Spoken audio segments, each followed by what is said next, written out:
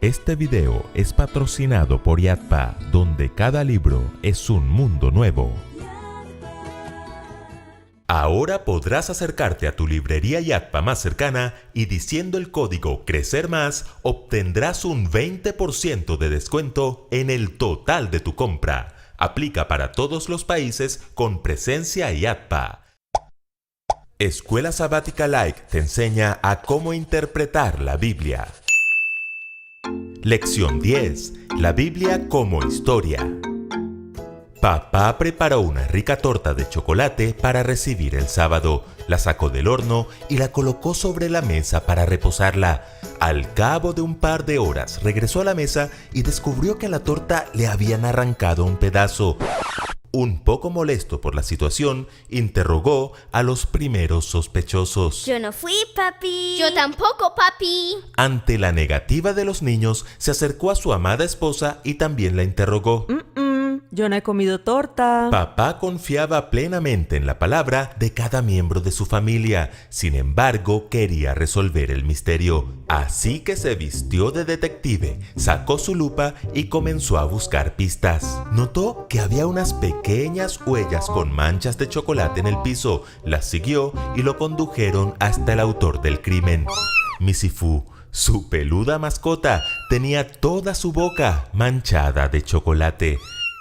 Creo que la gran mayoría de nosotros confía plenamente en la palabra de Dios y coincidimos en que la principal prueba de que la Biblia es fiel y verdadera está en su poder transformador. Sin embargo, a finales del siglo XVIII surgió la denominada alta crítica, cuyo propósito ha sido sembrar dudas sobre la Escritura, afirmando que los milagros y todo lo sobrenatural en la Biblia es una farsa y dudando de la existencia de los personajes y de los lugares mencionados en ella, es decir, cuestionando la Biblia como un libro histórico. Pero gracias a Dios, un siglo más tarde surgió la arqueología, que con sus grandes descubrimientos le ha dado un knockout a la alta crítica, dejando sus postulados totalmente desacreditados. Yo he visto que los arqueólogos usan grandes sombreros, botas y siempre tienen una pala. Claro, ellos excavan y excavan para descubrir antigüedades. Correcto. La palabra arqueología viene del griego arjaios, que significa viejo o antiguo, y logos, que significa ciencia o estudio. Así que la definición más básica de arqueología es una ciencia que estudia las artes, monumentos, objetos y hasta ciudades de la antigüedad, especialmente a través de sus ruinas. Una de las ramas más importantes de la arqueología es la arqueología bíblica, que se ha dedicado a excavar en países como Israel, Líbano, Siria y otros que están ubicados en la antigua Canaán y sus regiones adyacentes, y que ha servido para demostrarle al mundo que las narraciones bíblicas no son mitos ni leyendas, sino que hacen parte de la historia. Así que en esta lección nos vestiremos de detectives, sacaremos nuestras lupas y analizaremos algunas evidencias arqueológicas que nos ayudan a corroborar que la Biblia es un libro histórico. Por eso la pregunta de esta semana es, ¿qué elementos nos ayudan a corroborar la historicidad de la Biblia? En primer lugar, veamos el ejemplo del rey David. Yo desafío hoy al ejército de Israel. Elijan a un hombre que pelee conmigo. Primero de Samuel 17 narra la épica batalla entre el joven David y el gigante Goliat.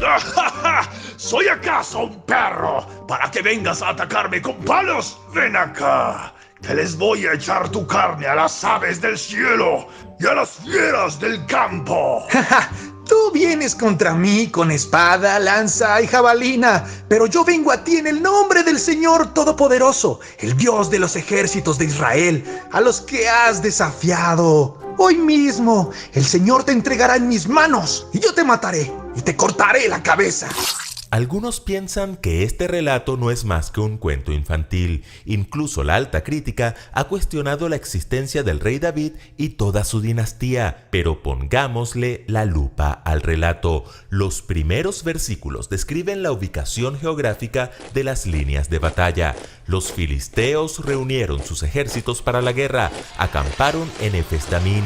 Por su parte, Saúl y los israelitas se reunieron también y acampando en el valle de Elá, ordenaron sus filas para la batalla contra los filisteos. Con el valle de por medio, los filisteos y los israelitas tomaron posiciones en montes opuestos. La arqueología ha descubierto la ubicación de Efes-Damín, el campamento de los filisteos, y Elá, el campamento del rey Saúl y sus ejércitos israelitas. El hallazgo de este lugar, que actualmente se llama Kirvet Keiafa, indica que el enfrentamiento entre David y Goliat ocurrió en un lugar real entre ejércitos reales. También se ha encontrado el nombre de uno de los hijos de Saúl, Esbaal, grabado en una vasija fechada alrededor del año 1000 a.C., y la mención de la casa de David en una inscripción del rey Asael de Damasco. Y así como David le cerró la boca al gigante Goliat clavándole una piedra en la frente, la arqueología bíblica le ha cerrado la boca a la alta crítica con estos hallazgos. En segundo lugar, veamos el ejemplo del rey Ezequías y su enemigo Senaquerib.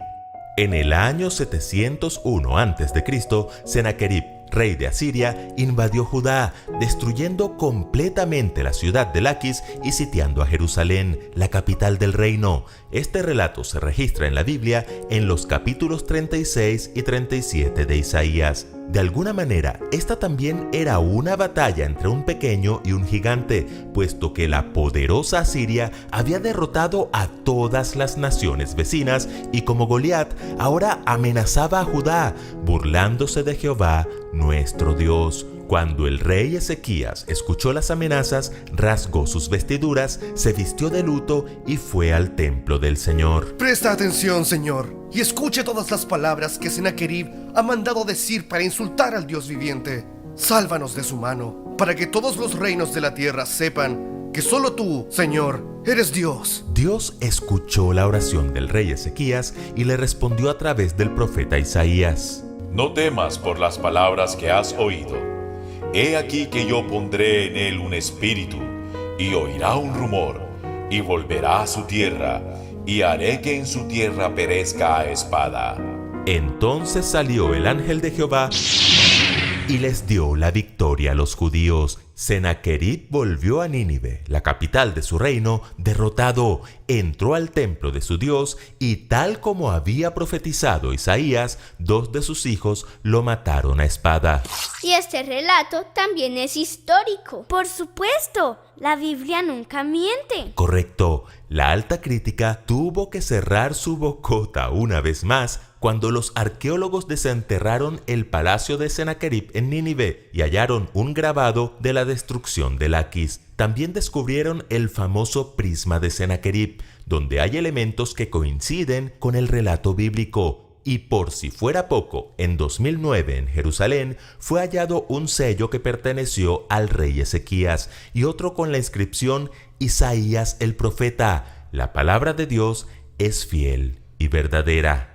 En tercer lugar, veamos el ejemplo de Daniel y el rey Nabucodonosor de Babilonia. Ya el trimestre pasado hablamos bastante de estos personajes, pero lo cierto es que la alta crítica sostuvo durante mucho tiempo que los reyes Nabucodonosor y Belsasar de Babilonia jamás existieron, cuestionando la veracidad del relato bíblico del profeta Daniel.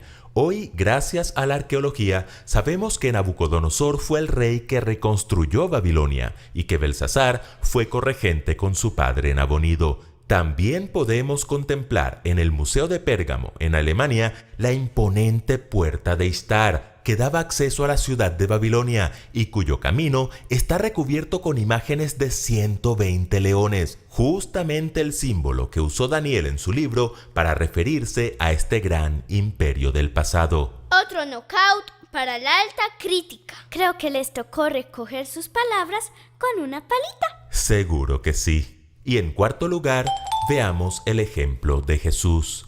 Como era de esperarse, la alta crítica puso también en tela de juicio la existencia del propio Jesús. Alegaban la falta de registros de la existencia de él, de Herodes, de Poncio Pilato, de Caifás, etc. Hoy, Gracias a la arqueología, contamos con un ánfora cuya inscripción dice Herodes el Grande, rey de Judea, un monumento del siglo I después de Cristo que dice Poncio Pilato, gobernador de Judea, y para rematar, también se ha encontrado la caja funeraria de Caifás. Todo esto corrobora el relato de los evangelios y del historiador contemporáneo Flavio Josefo. Otras cartas que han sido rescatadas, como las de Tácito y Plinio el Joven, apoyan la historicidad de Jesús y el surgimiento del cristianismo a mediados del siglo I.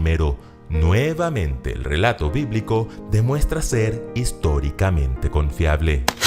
Ahora bien, es importante que entendamos lo siguiente: el cristianismo no es una batalla contra la alta crítica. Esto no es para jactarnos o sentirnos victoriosos. Las evidencias arqueológicas pueden apoyar nuestra confiabilidad en la Biblia, pero no pueden ser la base de nuestra fe.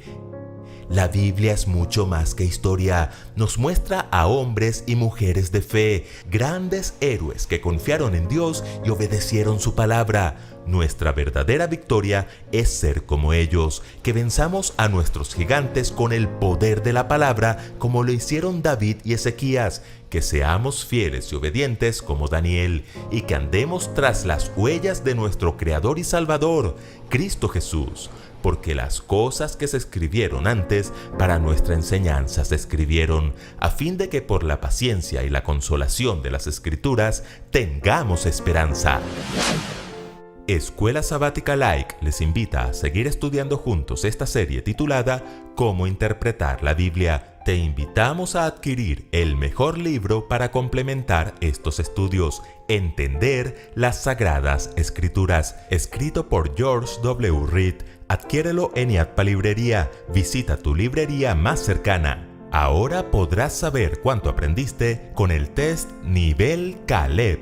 Espéralo, suscríbete y comparte. Recuerden que juntos podemos crecer más.